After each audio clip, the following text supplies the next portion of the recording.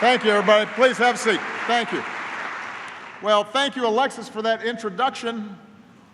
I love that story that she bumped into me on the elevator. What she didn't mention, by the way, is that she started on her pre-med degree when she was 16, bumping into me in the elevator. She was already well on her way. So to the rest of you, good luck. Hope you already have tenure, because Alexis is coming. I'm only going to speak briefly today because we have an amazing panel, and I want to learn from the people who are in attendance here today. But I want to start by recognizing Mayor Peduto of Pittsburgh, who has been an extraordinary innovator and city leader.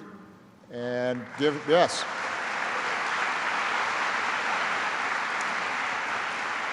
Congressman Doyle, who fully supports our innovation agenda, and we need strong allies in Congress, so give Mike Doyle a big round of applause, please.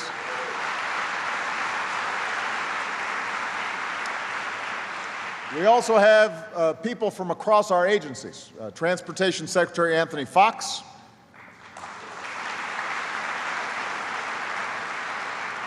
NIH Director Francis Collins,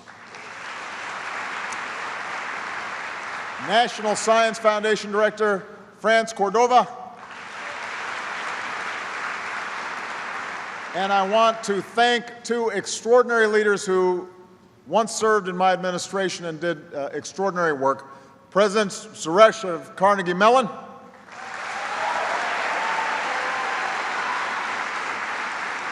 and Chancellor Gallagher of Pitt.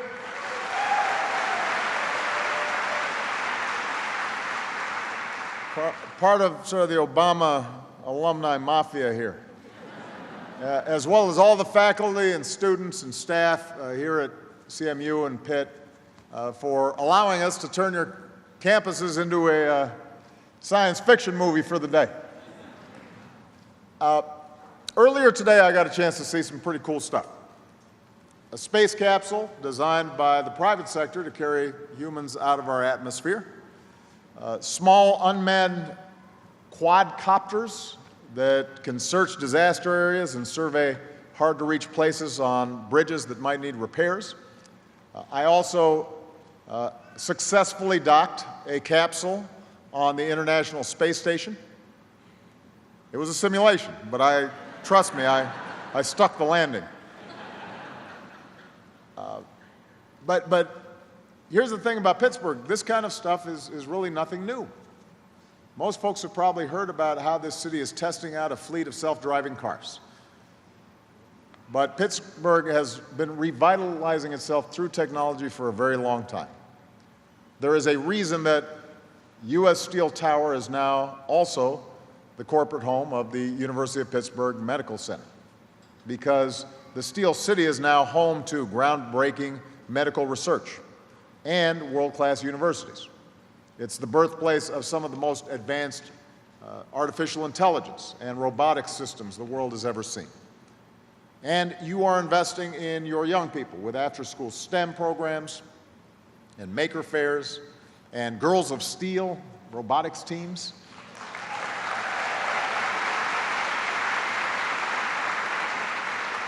And that's how this city came back after an iconic industry fell on tougher times. Doubling down on science, doubling down on tech, doubling down on innovation, all of which can create amazing new jobs and opportunities. And stories like that are not just happening here in Pittsburgh or in Silicon Valley. They're happening in Chattanooga and in Charleston and in Cincinnati. Cities where we're seeing science and technology spur new jobs and new industries, new discoveries that are improving our lives and in many cases saving lives. And that's consistent with this nation, who we are. A nation born from an idea that became the world's laboratory.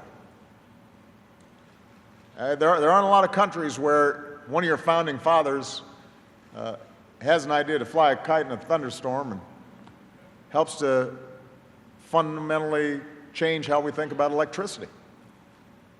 A place where the women who solved the equations to take us into space, even though they weren't always acknowledged. A nation whose engineers brought us the internet. Innovation is in our DNA. Science has always been central to our progress, and it's playing a leading role in overcoming so many of our greatest challenges. That's as true today as it's ever been. Only with science can we make a shift to cleaner sources of energy and take steps to save the only planet we have. Only with science do we have the chance to cure cancer or Parkinson's or other diseases that steal our loved ones from us way too soon.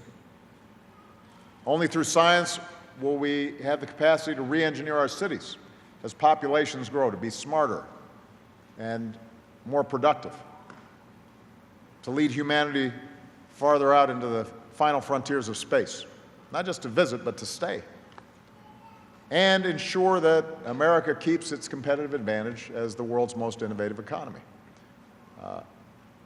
And I was doing some pictures before I came out here with some folks, and they said, "Thank you so much for what you've done for science." And I confessed, I'm a science geek.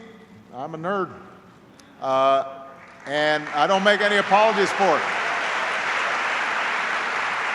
I don't make any apologies for it. It's cool stuff. And it is that thing that sets us apart. That ability to imagine and hypothesize and then test and figure stuff out and tinker and make things and make them better and then break them down and rework them. And that's why I get so riled up when I hear people willfully ignore facts or stick their heads in the sand about basic scientific consensus. It's not just that that position leads to bad policy. It's also that it undermines the very thing that has always made America the engine for innovation around the world. It's not just that they're saying climate change is a hoax or taking a snowball on the Senate floor to prove that the planet's not getting warmer. It's that they're doing everything they can to gut funding for research and development, failing to make the kinds of investments that brought us breakthroughs like GPS and MRIs and put Siri in our smartphones, and stonewalling even military plans that don't adhere to ideology. That's not who we are. We don't listen to science just when it fits our ideologies or when it produces the results that we want. That's the path to ruin. 60 years ago, when the Russians beat us into space, we didn't deny that Sputnik was up there.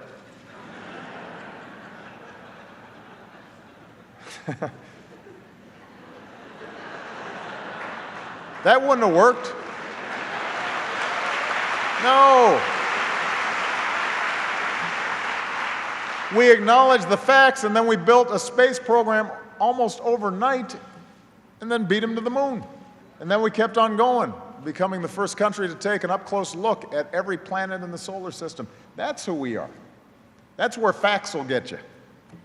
That's where science will get you. And that's why in my first inaugural address, I vowed to return science to its rightful place.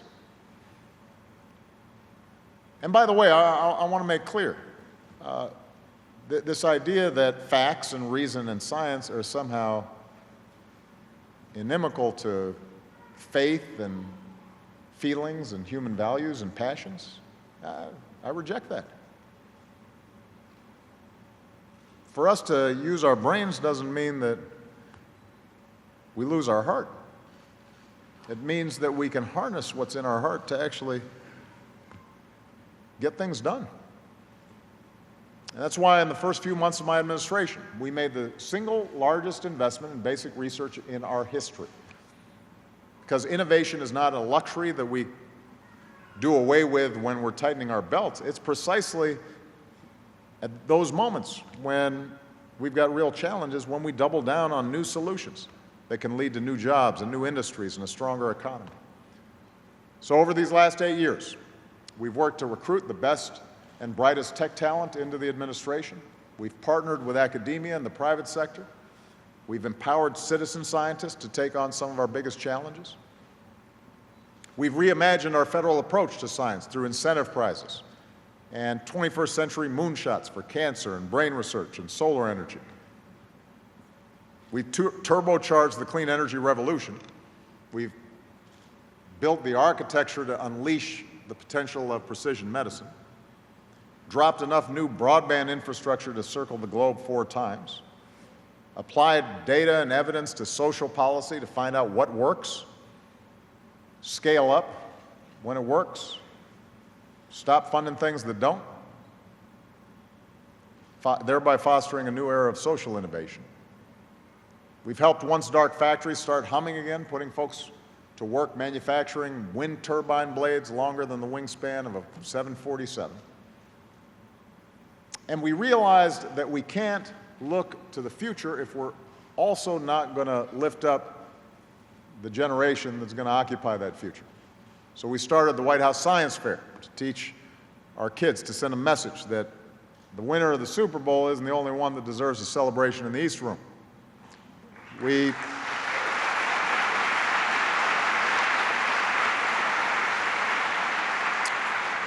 hooked up more of our classrooms and communities to the high-speed internet that will help our kids compete.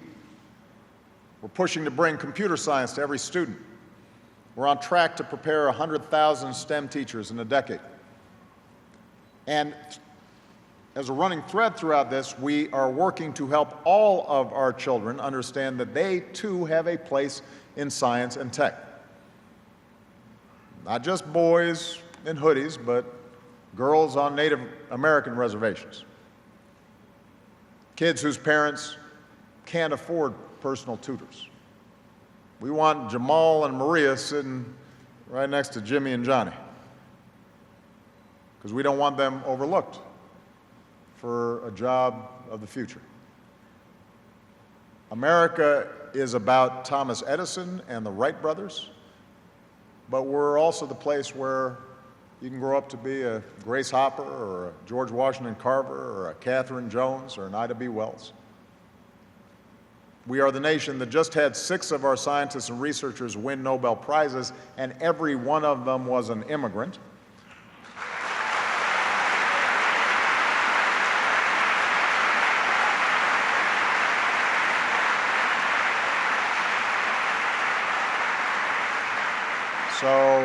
So part of science, part of reasons, part of facts is recognizing that to get to where we need to go, we need to lift everybody up because we're going to be a better team if we got the whole team. We don't want somebody with a brilliant idea not in the room because they're a woman. We don't want some budding genius unavailable to cure cancer or come up with a new energy source because they were languishing in a substandard school as a child. So that's what I've been focused on. You know, Alexa's done some things. I've done some things too. But look, I only get 2 terms, and which is fine. Because the presidency is a relay race. We run our leg, then we hand off the baton. And that's why this conference isn't just about where we've been, it's about where we're going. We're looking to tomorrow. We're trying to institutionalize the work that we've been doing over these last 8 years, but we also want to make sure that these partnerships continue to thrive well beyond my administration. The future is yours to create. It's all of ours. And we've got a tremendous group here from all across America, from the sciences, from industry, from academia. All of you in your own fields are transformative. You're transforming the way we treat disease and building smarter and more efficient and more inclusive communities. You're unlocking the data that can make our criminal justice system smarter and fair. You're harnessing the power of artificial intelligence, big data, robotics, automation for the good of all of us. You're breaking new ground on clean energy and giving us our best hope of staving off the worst consequences of climate change. And you're taking us on that final frontier, firing up the boosters for humanity's journey to Mars. So today I am proud to build on your work. We've announced federal and private commitments totaling more than $300 million to throw into the pot, investing in smarter cities, expanding our precision medicine initiative, spurring the development in small satellite technology. We're supporting researchers working to better understand our brains, how we think and learn and remember. And in fact, it's in that area where I'd like to close, the brain research. Before I came on stage, about half an hour ago, I had the chance to meet an extraordinary young man named Nathan Copeland. And back in 2004, Nathan was a freshman in college studying advanced sciences, interested in nanotechnology, and he was in a car accident that left him paralyzed. For years, Nathan could not move his arms, couldn't move his legs, needed help with day-to-day tasks. But one day he was contacted by a research team at Pitt, and they asked if he wanted to be involved in an experimental trial supported by DARPA, the same agency that gave us the internet and night vision goggles and so much more. And since he was a scientist himself, Nathan readily agreed. So they implanted 4 microelectrode arrays into his brain, each about the size of half a button. And those implants connect neurons in his brain with a robotic arm, so that today he can move that arm the same way you and I do, just by thinking about it. But that's just the beginning. Nathan is also the first person in human history who can feel with his prosthetic fingers. Think about this. He hasn't been able to use his arms or legs for over a decade, but now he can once again feel the touch of another person. So we shook hands. He had a strong grip, but he had kind of toned it down. And then we gave each other a fist bump. And researchers will tell you there's a long way to go. He still can't feel with his thumb or experience hot and cold, but he can feel pressure with precision. That's what science does. That's what American innovation can do. And imagine the breakthroughs that are around the corner. Imagine what's possible for Nathan if we keep on pushing the boundaries. And that's what this Frontiers Conference is all about. Pushing the bounds of what is possible. And that's why I've been so committed to science and innovation, not just so that we can restore someone's sense of touch, but so we can revitalize communities, revitalize economies, reignite our shared sense of possibility and optimism. Because here in America, with the right investments, with the unbelievable brilliance and ingenuity of young people like Alexis and Nathan, there is nothing we cannot do. So let's keep it going. Let's get to work. With that, I think it's time to start our panel. Thank you, everybody. Thank you. Please welcome the Presidential Panel on Brain Science and Medical Information.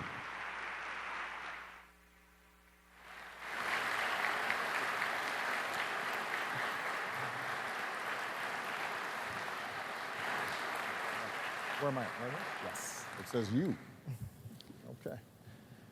Well, they told me, Mr. President, to treat you like any other panel member. That's exactly right. I'm like, right, okay. We'll try it, right? Okay. So I'm Atul Gawande. I'm a surgeon. I'm a public health researcher. and a staff writer at The New Yorker. I'm the executive director of Ariadne Labs, a health systems innovation center at the Brigham and Women's Hospital and Harvard Chan School of Public Health. I'd like to welcome you. I'm the moderator today for this panel. To my left is a lawyer.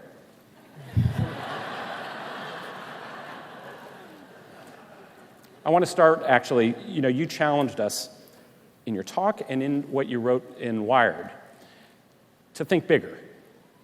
So I want to start with each of you, and I'm going to ask you what you think the big opportunity is. And so first is Kaf Jarasa, MD, PhD, extraordinary. He's a rare bird. He is a psychiatrist, he's a neuroscientist, and he's trained as an engineer as well.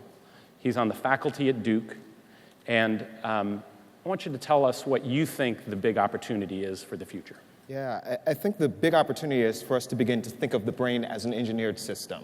So I'll give you an example of what I mean. Let me. If I look out in the crowd and I say, anyone who's excited of voting in the next few weeks, put your hands up. So there we go. Come on, everybody. So let me. You got something to vote for. That's right. So let me talk about what happened in that. My mouth created pressure waves. The pressure waves traveled through the air and struck your eardrum, your tympanic membrane. That, through the kinocilium and the tympanic cells in your ear, was changed into chemical energy. The chemical energy travels down, changes into electrical energy, travels down your cochlear nucleus, into your superior alveolar nucleus, into your auditory thalamus, and into your cortex, where it's changed into pitch. For the majority of us on the left side of our brain, that's then changed into words. Those words then become representations. If you're young in the room, perhaps you release some dopamine into your nucleus accumbens, and you get excited about voting. If you're a little more seasoned, your hippocampus activates, and you remember the first time you voted. And if you're a politician, perhaps your amygdala lights up as you count the number of hands in the room, and you count the number that are from North Carolina, Philadelphia, Pennsylvania, or Ohio.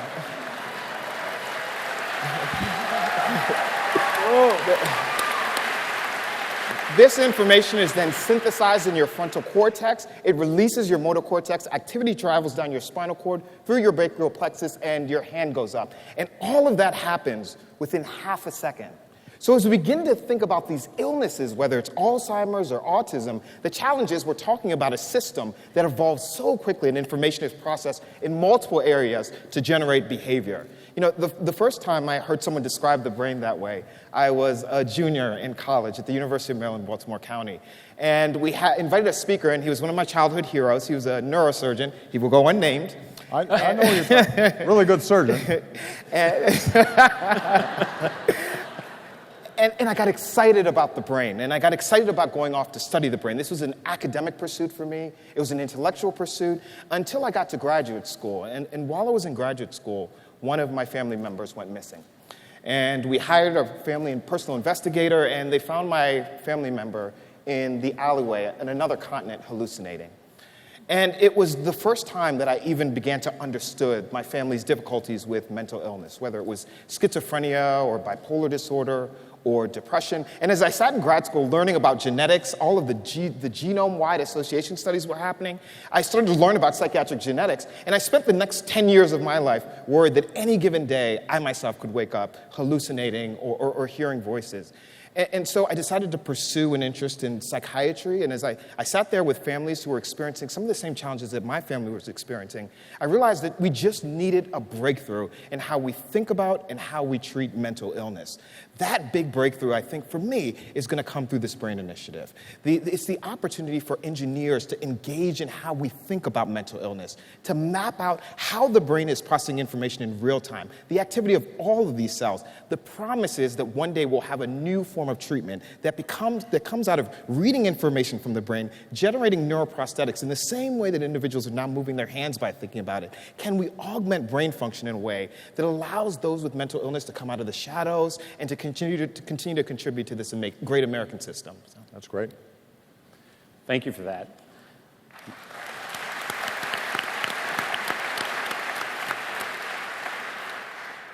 I'd like to introduce Riccardo Sabatini, who is a Silicon Valley quantum physicist who has turned his training to using machine learning around genomics and health at Human Longevity Incorporated. I want you to tell us what you think the big opportunity is. Yes. So I think one of the most exciting things that happened in the last 20 years is that we digitalized life. We opened up biology to computation. And that happened in the middle of my studies. I'm a quantum physicist. I was working on nanotech for the longest time. And I realized all of a sudden that I could move my expertise, my numerical modeling, on life, on biology, on genomics. In year 2000, as a human species, we started to read our own code. This is a Cambrian moment in science. And you, Mr. President, give a Medal of Science to the very two people that helped, Francis Collins and Craig Venter. This allowed to take completely different techniques to study how our biology works. It's the hardest problem that we will ever face and that we ever encountered. But we are learning. We are taking AI, we are taking machine learning, quantum mechanics, and we are virtualizing parts of our biology to understand how a specific molecule, a drug, works on just your body, how another molecule can hit your specific cancer, extracting the genome of your cancer. We are learning how to read the weak signals, very, very early stage, to understand if we can predict some pathology that is growing and intervene fast. And this is a fascinating field because it's the very field where numerical computation is saving life every day. Is the moment where we can predict and act at the same time. And this, when I saw this opportunity, I think is really, the last century was about the atom, the next century is going to be about biology. Digitalizing allow me to work in this field. And what I'm excited about is keeping on, virtualizing the human being better and better, understanding better and better, and taking this knowledge, opening up for all the community and all over the world. Scaling down the prices, as we did with the genome sequencing, allowing more knowledge and taking on board linguistics, physicians, physicists, mathematicians. This is the most important problem we have as a species, and we're going to crack it. Great. Fantastic. Thank you. I'd like to introduce Zoe Keating, who is not a scientist. Zoe is, first of all, an amazing San Francisco cellist and composer. She's someone who's had #1 classical recordings. At the same time, she's someone who had a journey with the healthcare system with her husband who had a devastating cancer and has been thinking a lot as a patient advocate about what that experience has meant. And so I wanted to ask you, from what you went through, what is the big opportunity that you see for the future? Well, I'll tell you the story, but I'll tell you the summary first. And in a nutshell, it's like, how can we make lives better for patients? How can we ease suffering? How can we end the suffering? That's what it's about. And our story was that my husband, in 2014, was diagnosed with stage 4 lung cancer. And it took 5 months and 3 different doctors to find it. He had, by the time they found it, he had a softball-sized tumor in his lungs. He had 40 brain tumors. His femur was broken in half from the cancer. It was kind of the worst-case scenario. And so first of all, that it took so long to find it. With all those different doctors, nobody gave him a scan. Like, it was so hard to find out what was going on. And then, going through the actual treatment itself, cancer is a really complex disease. And so he was being treated in multiple institutions. We live in the countryside, but we had doctors at UCSF and UC Davis. And I experienced this sort of, as a caregiver, what I wrote down as fractured, impersonal, and cruel.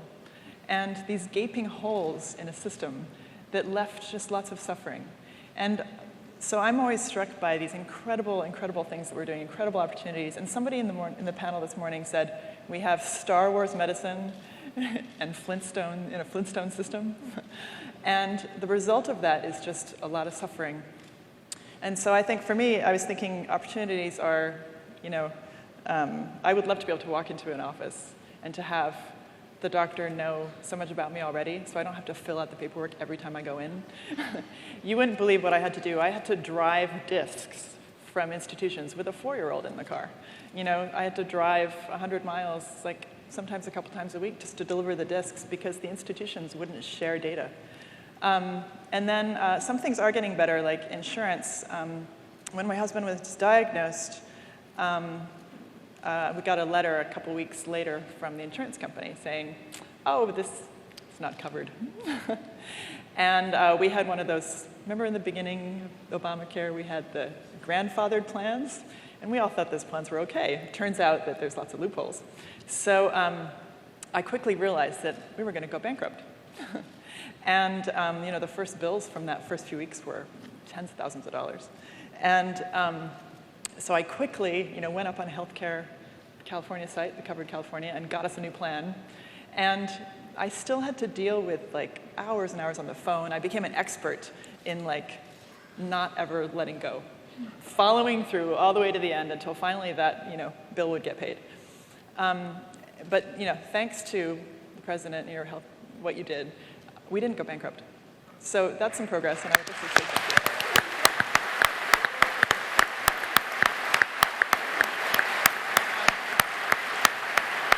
But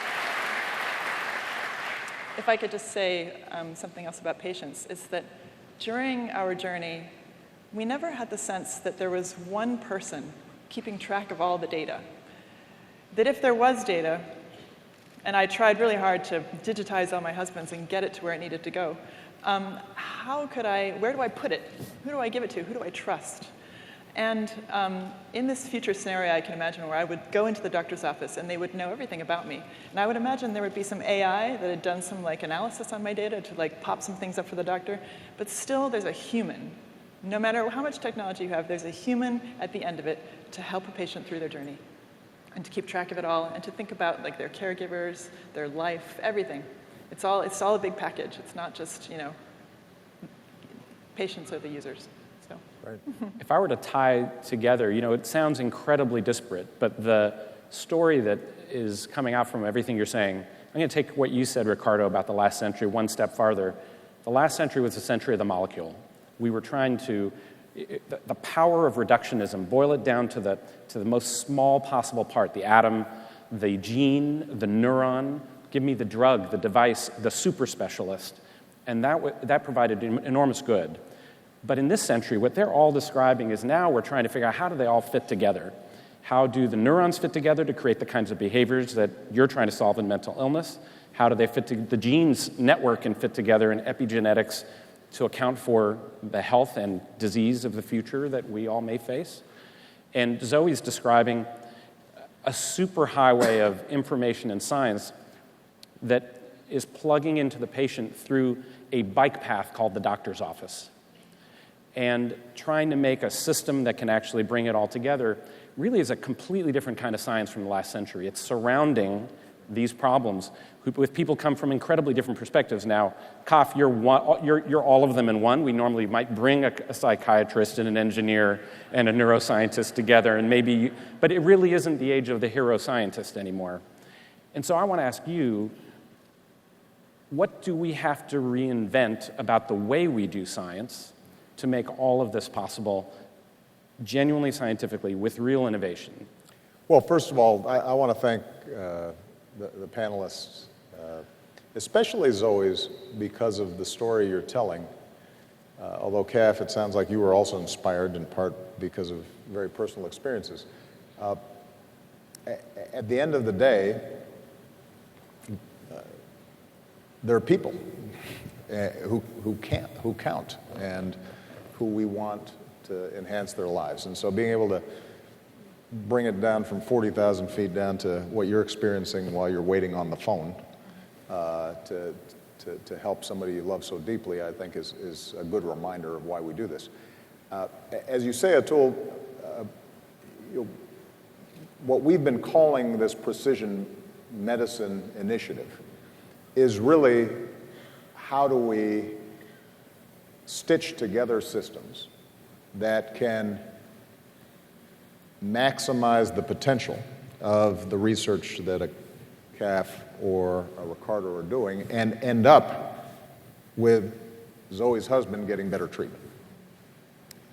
And a couple of things that we've tried to do that I think are helping. Number one is to make sure that the data that is being generated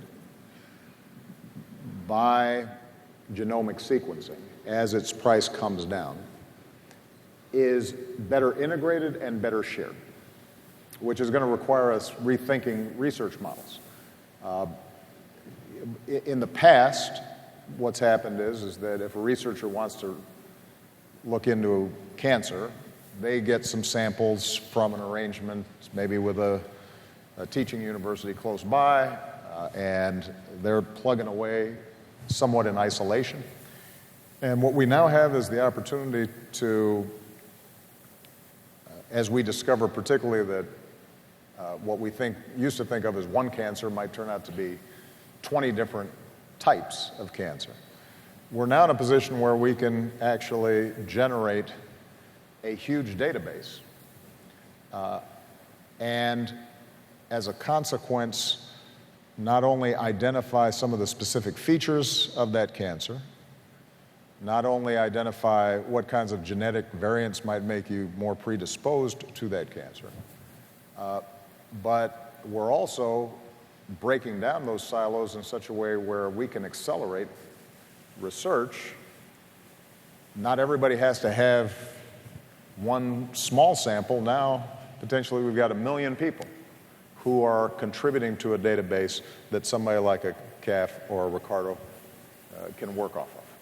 And what that allows us to do in developing cures is, over time, as Ricardo said, to identify, first of all, do you have a predisposition towards a particular disease, and can we intervene more quickly before you develop it? Second, can we develop better cures, interventions, as CAF said? But third, are we also in a position to get this information to patients sooner, to empower them so that they can be in charge of their own health? Because part of our goal here is to shift from what is really a disease care system to an actual healthcare system. So that's one big chunk of the initiative. And just to be more specific, part of what we're doing with the Precision Medicine Initiative is to get a bunch of collaborators to start digitalizing, pooling, and sharing their data. Within the VA, we've got 500,000 folks who sign up and are contributing their genetic samples.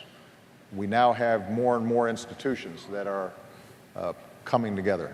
And as a consequence, our hope is that if you are a cancer researcher in any particular cancer, you're going to have a big data set that you can start working off of. And by the way, we're being very intentional about making sure that we're reaching out to communities that sometimes are forgotten, whether it's African American communities, women, so that we can really pinpoint what works for who.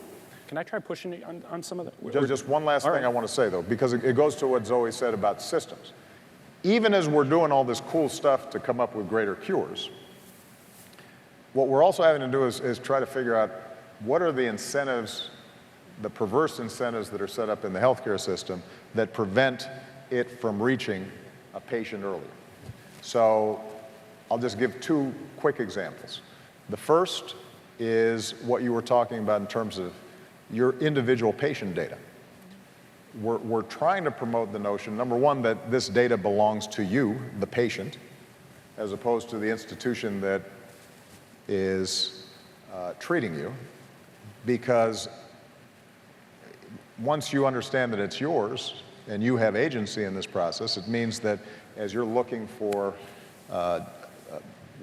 different treatment options, as you're consulting with different doctors, you're able to be a more effective advocate without having to constantly fill out paperwork and so forth. So that's important. And one of the things that we've discovered is that even the software where your individual patient data is stored, because it's a commercial enterprise oftentimes, it's not interoperable. It's not shareable in an easy form. And so we've actually been trying to get some of the major providers to start working together so that it makes it easier for somebody like Zoe if she's moving from system to system.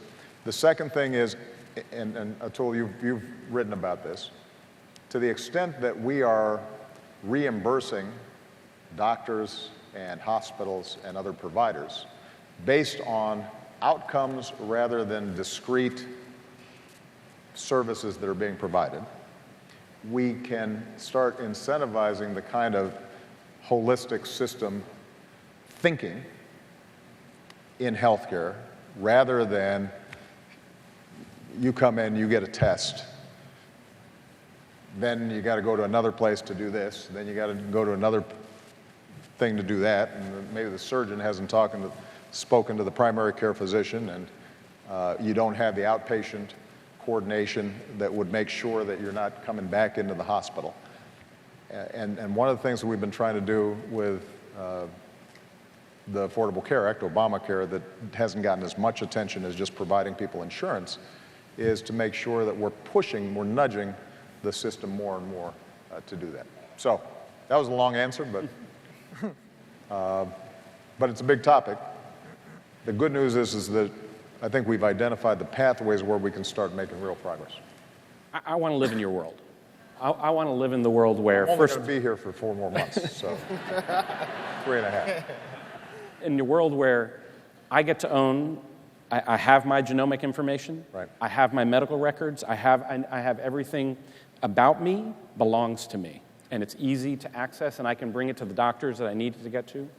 The second level, you announced an initiative today, the All of Us research initiative, where you would be able to, get that data and then share it with researchers so that they can learn more from you. Trusting that that data is safe. I'd worked in the Clinton administration, and I got notified that my background records, my clearance records, were hacked, right? If you can hack all of my background records now, suppose you can hack my genetic information, all of my electronic records, my mental health information, and more. And being able to trust, so we're in this world where having system science only works if it's transparent and information is widely available, and yet we're in deep fear about what happens with information and make it widely available. I'd love to hear what you have to think about that, and I'm going to jump to Ricardo and think, in a variety of worlds that you've been in, how do we trust that this research is in the right hands? Well, I'll be very quick on this. This is going to be an ongoing problem that we have across disciplines. It's not just in healthcare. As Ricardo said, our lives become digitalized. It means that how we provide security for that information, whether it's financial, health, you name it, is going to be challenging. Now, the good news is that we are making real progress in understanding the architecture that we have to build across sectors, private and public, in order to make this work. In fact, our outstanding president of Pitt has been working with our cyber security committee to really crack some of these problems, and we've put some guidelines for the private sector and providers to assure best practices on cybersecurity. But it is going to be something that will be increasingly challenging. Here's the only thing I would say, though. The opportunities to hack your information will be just as great or greater in a poorly integrated, broken down healthcare system as it will be in a highly integrated, effective healthcare system. So I think it's important for us not to overstate the dangers of, the very real dangers of cybersecurity and ensuring the privacy of our health records. We don't want to so overstate it that ends up becoming a significant impediment to us making the system work better. Are there technological solutions, Ricardo, to this problem of privacy? Yeah, so one of the questions we started about a year ago was exactly, can we identify someone from his own genome? So we started to build a class of algorithm to predict and extract information from your genes. Some common traits, your height, your eye color, your skin color, the structure of your face. Every single model has its own limitations, sometimes for the lack of data, sometimes because the data is not only in your genes. But what we learn is that using them collectively, we can go a long way to re-identify a person from his genome. So this is something that we have to face, is a digital asset that has one of the most complicated ways to be handled. If we want to publish it, we want to share it, but it's still something, there is something concerned about identity and security. We worked across the border to find different solutions that, let's say, all the ecosystem will have to work to find what is the right way. We are proposing, and we started to work on a platform called OpenSearch. It's a way where we decided to share the thousands of genomes in a very secure way with the community a month ago. We launched it. It's called OpenSearch, search.hli.io. You get inside there, and you can have this Google feeling of shuffling thousands and thousands of genomes, millions of records, and hundreds of databases in a very secure way. Now, this is one of the efforts to try to match security and open access and sharing of information. The one thing I guess we still have to learn is both how every single person feels threatened or not. So we always talk about sharing our own information, but do we own our own information? How many of you have your genome sequenced? How many of us have sequenced their genome? Can you raise your hands, for example? How many of you have your genome sequenced? It's a very fraction, typically it's 2-3% of the audiences when I speak. So we need to remove fear and allow people to engage more on their own health and on their own data. There are technologies to keep them safe and to keep them secure. The one thing that is very important is overcoming this barrier of knowing yourself, which I think is the hardest hurdle to scale up the databases. Security, there are the best people working on it across the border, both in the scientific domain and governmental domain. But this should not be a limitation to access your own information and feel comfortable to own your own information and feel comfortable to share it with governmental infrastructure and with companies that are implementing security right. At the center of this, I think, is a question about optimism and pessimism about whether we can solve these problems. And I think I would like to ask a question of all of you about our values, the scientific values of a scientific orientation. And behind that orientation is a fundamental belief. We have an allegiance to the idea that the way you discover, the way you explain nature, the way you describe the world, the way you intervene in the world, is through factual observation and through testing. And there's a certain sense of, it's an orientation, it's a way of being that we're describing. It's an openness, it's an inquisitiveness, it's curiosity, it's a willingness to acknowledge good arguments and recognize, ones that are bad and that haven't tested out. And that orientation feels like, at times, on the one hand, it's been the most powerful collective enterprise in human history, the scientific community. And at other times, it feels embattled. And I wonder why does it seem under fire when we're, you mentioned, President Obama, that in certain areas like climate change or around nutrition or around other parts of medical care, we have enormously fraught debates. And it feels at this moment almost like we're not just debating what it means to be a scientist, but what it means to be a citizen. What do you take away, Kof and Zoe, about where we are and why are we under fire and how do we get past this? I think in a lot of ways, science, the outcome changes perspective, right? So when science is useful, we don't have people arguing about whether polio vaccines are great or not, right? And so I think there are a lot of areas in medicine where we face this challenge. I actually think debate is very healthy for science, right? I think contentious debate can actually be very helpful for science. In the same way, our country was set up in a way that healthy, constructive debate can be extremely useful. I think what we want to do, especially as neuroscientists, I think we're at a place where we need to draw as many people in as possible and have healthy, constructive debates about how we get the outcomes we want. I'll give you an example. I talked to two scientists recently. One was last weekend, Steve McCarroll at Harvard, and he'd recently come up with a technique where he could sequence the genes of every cell in the brain. right? And so when you think about Sequence the genes of every cell in the every brain? cell in the brain, right? So when you think about the challenge of something like genetics, right? You've got 3 billion base pairs in the human genome, right? In the brain, we've got about 150 billion cells, half of those which carry electricity, and the electricity is changing every millisecond. So the problem is enormously scaled. The Brain Initiative allows us to come up with these tools where now if you can understand what each individual cell type is, you can now start to have these debates about how to understand what they mean. I'll give you another example. I sat with another investigator, Lauren Frank, and he's now using the Brain Initiative to record many, many channels in the brain simultaneously from an animal where he's studying how memory works. This, of course, could one day be useful for something like Alzheimer's. And he says now that he's able, within 24 hours, he's pulling in about 20 terabytes of data, right? So I'm not that old. I remember when I was in high school, my hard drive had 100 megabytes of data.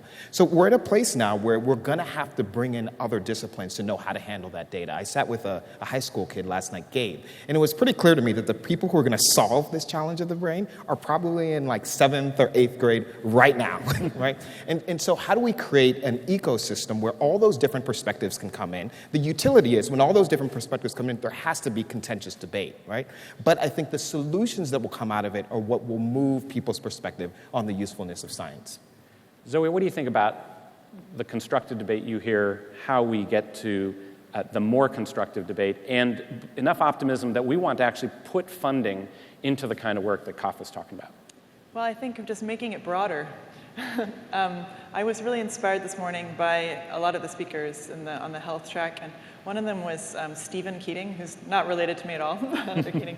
And I was really struck how he was a PhD student and he was doing 3D printing. And he wanted to study his brain tumor, because he had a brain tumor. But in order to study his tumor, he had to become a medical student in order to get some of the tumor so he could study it.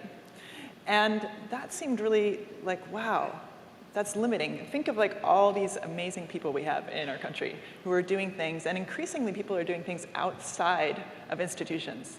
And I feel like that's where solutions are going to come from. Like, I think that we should also look at Silicon Valley. I was thinking about patience and how the whole patient issue I was having is kind of like a user experience problem that somebody might tackle, at a software startup. And maybe we should approach these things from different perspectives that way. And I think that's part of this trust. You were talking about trust in data.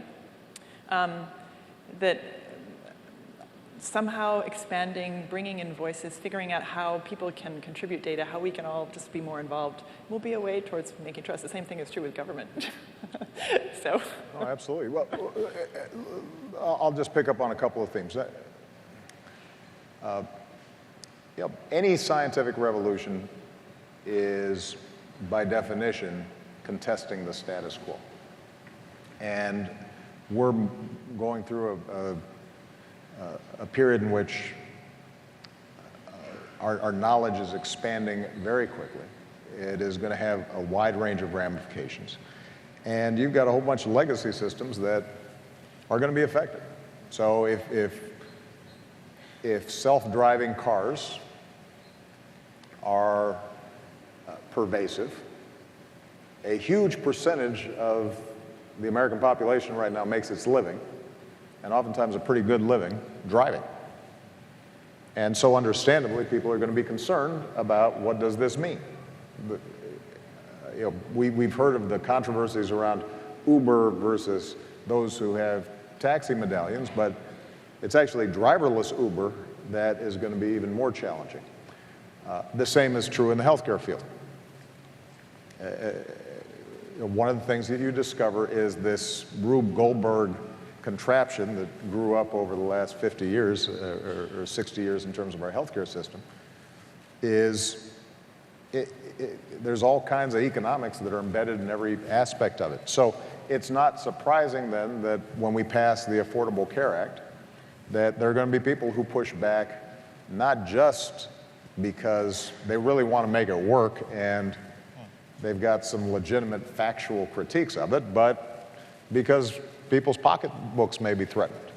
And Zoe, you just used one example, which was the enormous controversy we had when we said that we should phase out certain types of insurance that on their face look really cheap. until you have a tumor and it turns out that they don't cover you. And that very low-cost insurance, sort of the equivalent of the bare-bones insurance you have to get for driving, but when you get in an accident, it turns out doesn't do anything to fix your car, but obviously much more is at stake here. We still have debates today where people will say, people's aren't having the choices that they used to have. Well, the choices in some cases that they used to have were choices to get insurance that weren't going to cover them during a catastrophe. So I think the way I would like to see us operate, and we're not there at the moment, and it'll never be perfect, is yes, significant debate, contentious debate, but where we are still operating on the same basic platform, basic rules about how do we determine what's true and what's not. And one of the ironies, I think, of the internet has been the degree to which it's bringing us unprecedented knowledge, but everything on the internet looks like it might be true. And so in this political season, we've seen you just say stuff, and so everything suddenly becomes contested. That I do not think is good for our democracy, and it's certainly not good for science or progress or government or fixing systems. We've got to be able to agree on certain baseline facts. If you want to argue with me about how to deal with climate change, that's a legitimate argument. Some people might argue it's unrealistic to think that we're going to be able to fix this, so we should just start adapting to the oceans being 6 feet higher. You might want to suggest to me that it's got to be a market-based solution, and it's all going to come through innovation. Regulation's not going to help. We need a huge... I'm happy to have those arguments, but what you can't do is argue with me that we've had, over the last 10, 15 years, each year is the hottest year ever, or that the glaciers are melting and Greenland's melting. You can't argue with me about that because I can see it, and we're recording it. And in the same way around health, I think any good scientist or doctor would not presume to suggest that the sum total of our knowledge is all contained in our current medical schools. And there may be holistic medicines or alternative medicines that are remarkable, but we also should be able to test them. And you can't just assert that this works and more conventional therapies don't work. And not be subject to that kind of testing regimen. So that's where I think we have to move our conversation generally if we're going to have the kind of debate that Koff talked about. So how do we move our conversation in that way, right? There was a time in when scientists were arguing about climate change, right, reasonably so. So how do we set up frameworks where we say, this is our time period where we're going to collect facts, and at the end of the day, we will accept the consensus of fact, right? How do we do that in our current political enterprise? If I had the perfect answer to that, then I'd run for president. No, I didn't.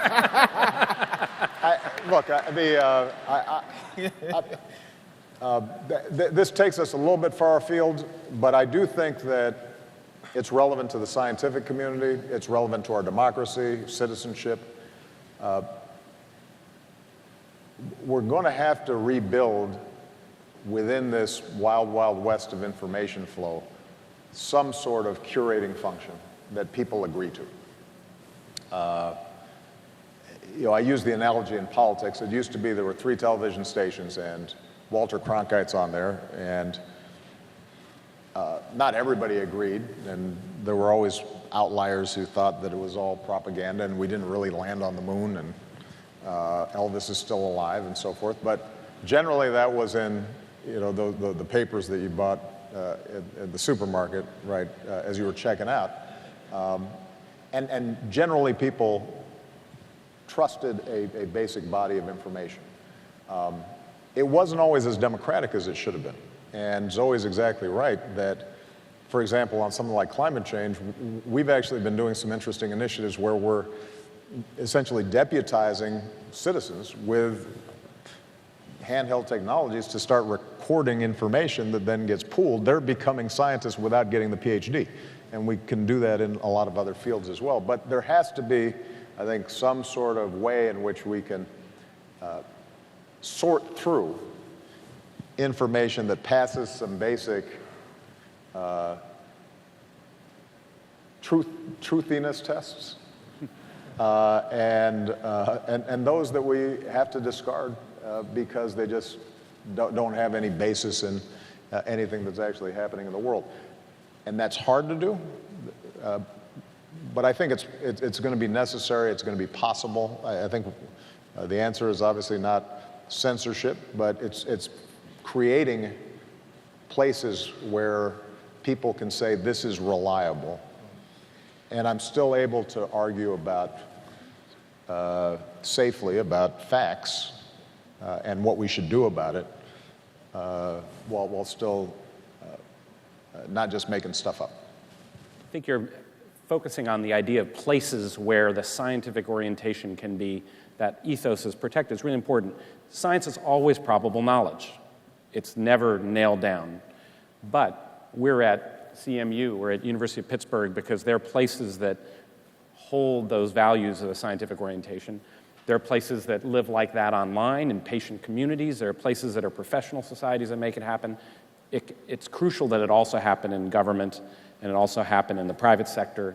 And I guess my final question would be, for any and all of us, what's the most important thing we can make sure that we do to keep that scientific orientation, that optimism, and that striving for the big opportunity going, that we can keep these values as part of the places where we are, whether they're in the virtual world or in our institutions. And maybe I'll let you have the last word, so I'll start on that end, if that's okay, Zoe.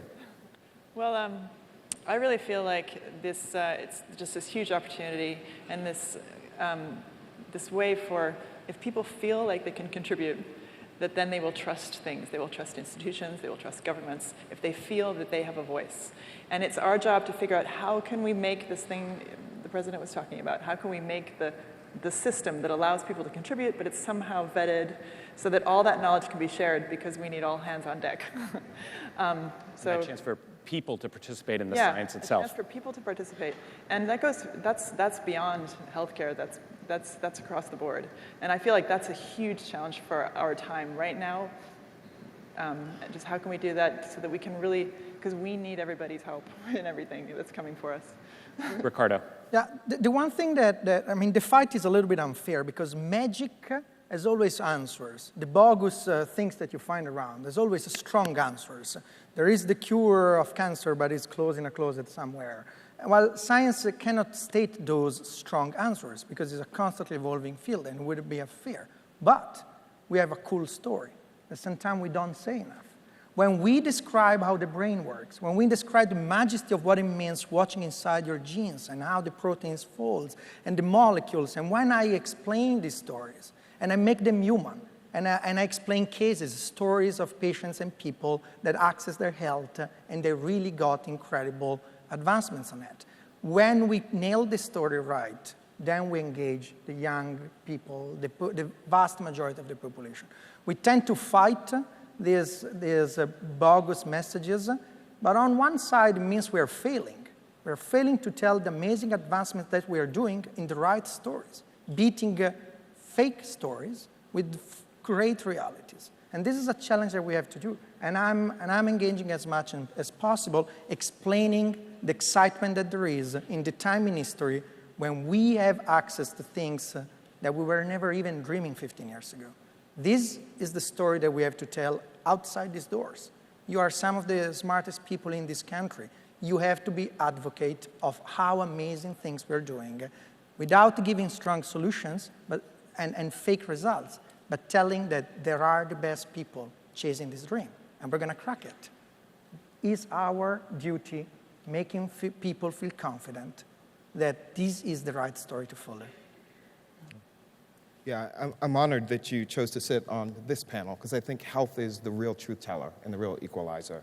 When you think about this country, by 2050, we'll be spending about $1 trillion a year on Alzheimer's. If, Lord willing, we get over 85, half of us will have Alzheimer's. 1 out of every 48 boys in this country are born with autism now. And so it's the real truth teller, right? It is the real common enemy that all of us as Americans, as scientists, as educators have, right? And the reason I'm optimistic is because I fundamentally believe there is a 7-year-old sitting in a classroom somewhere that will take all of these investments and all of this work that we've made and transform things for my family, right? The challenge for me is that I would love to see an America in which, whether that 7-year-old kid is sitting in a school in Detroit or Baltimore or Gentry High School in the Mississippi Delta, that they will also have the opportunity for their ideas to bubble up and be nurtured. Because at the end of the day, that the solution to that common enemy that we all face might be sitting in that classroom right now.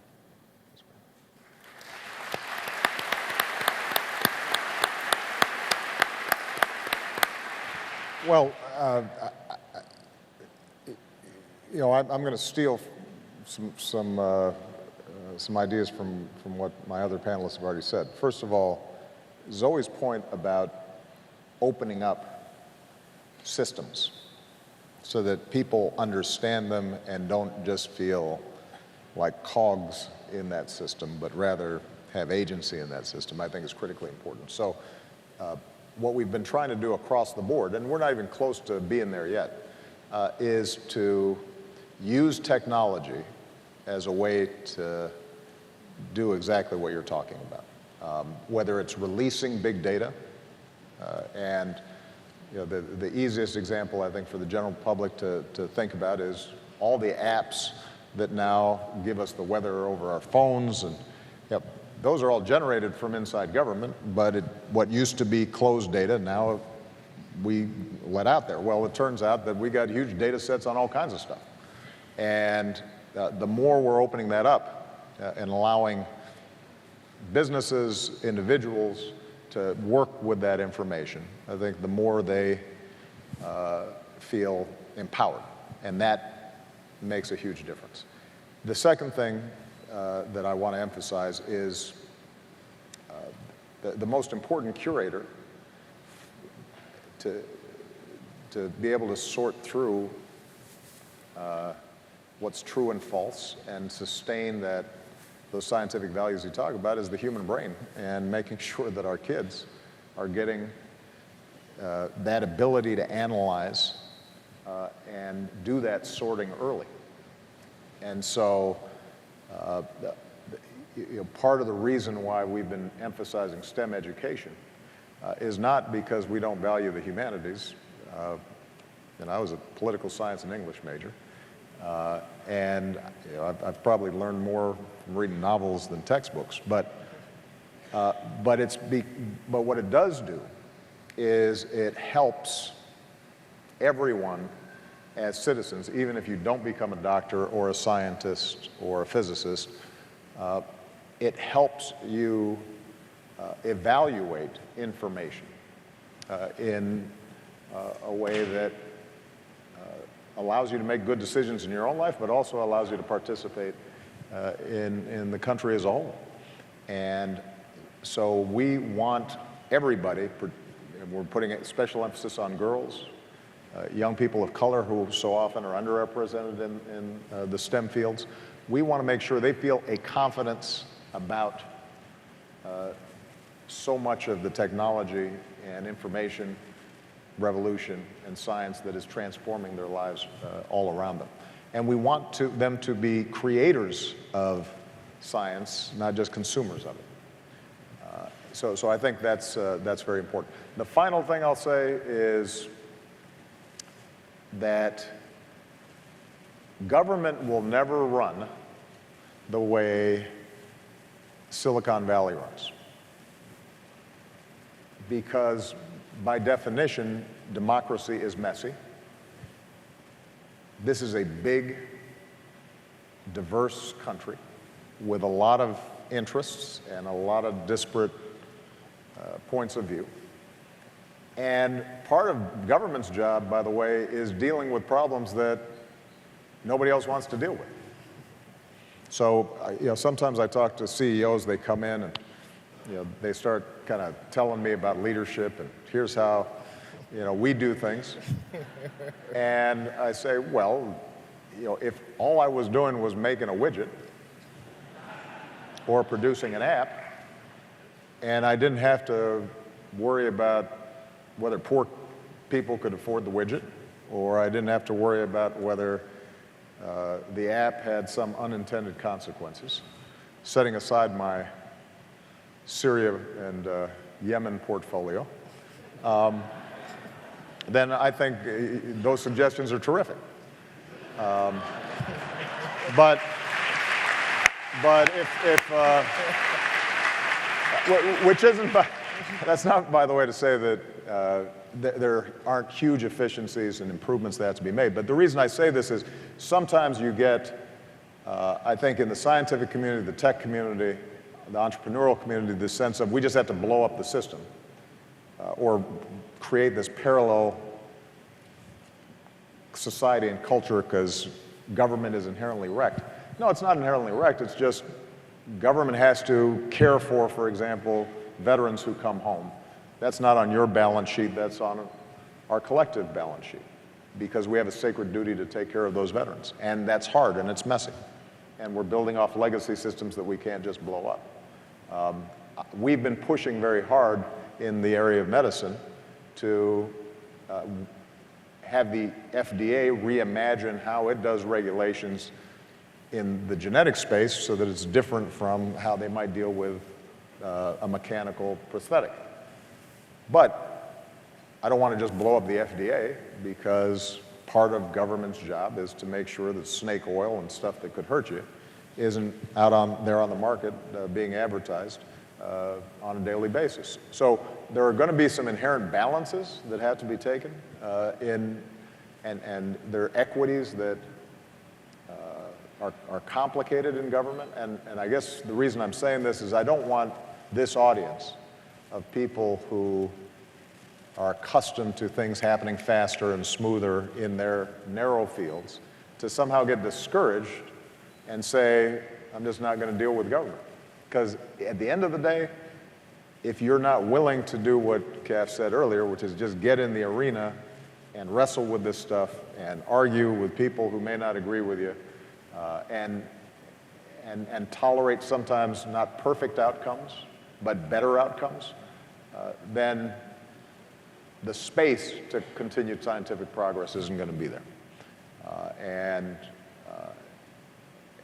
What gives me confidence is that I've met a lot of people as President of the United States, and the American people fundamentally are good, they're decent, and they're smart. And they just don't have time to follow everything. The more we empower them, the more we bring them in and include them. I have no doubt that we're going to be able to make enormous strides. And the audience here, I think, is representative of the amazing possibilities that we confront. All right. Well, let's thank the panel. And I'd also like to thank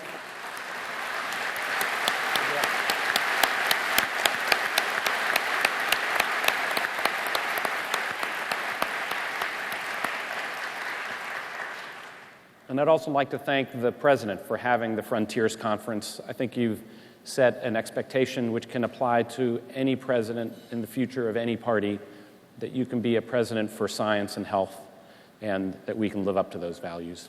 So thank you.